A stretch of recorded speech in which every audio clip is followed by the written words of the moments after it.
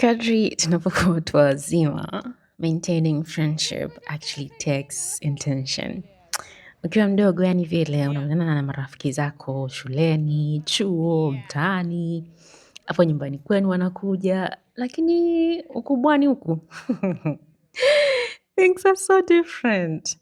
Kila mtu anakuwa busy trying to build a life, kazi nyingi, maisha, familia, mtu yuko busy na familia yake, hivyo kutafuta maisha. Kwa hiyo unajikuta if you're not careful, miezi inapita hamjaonana na marafiki zako ama na watu ambao unawapenda.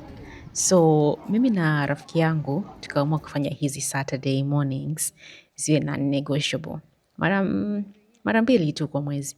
Tunaamka mapema, tunaenda kutembea.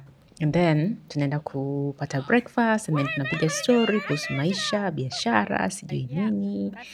And honestly, I think these small routines are part of what keeps friendships alive.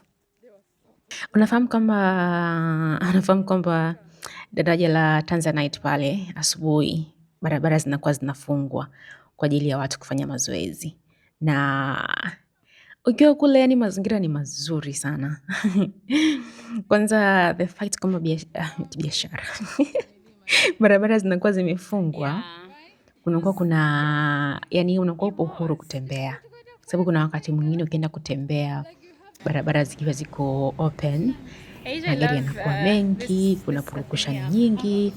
Lakini Jumamosi kuanzia saa 11 mpaka saa 4 nadhani barabara zinakuwa zimefungwa kwa ajili ya watu kufanya mazoezi. Na nadhani hii ni nzuri kwa sababu ina encourage watu kufanya mazoezi and I really like that. Nilikuwa hata concentrate tena baada ya kuona. Kuna vitu vingi tu watu wanakuwa wanafanya pale. Kwa hiyo it is so encouraging. I love being there. Lakini pia the sunrise, my goodness, baharini kule. I love that. So baada ya kutembea kidogo tunaenda kupata breakfast.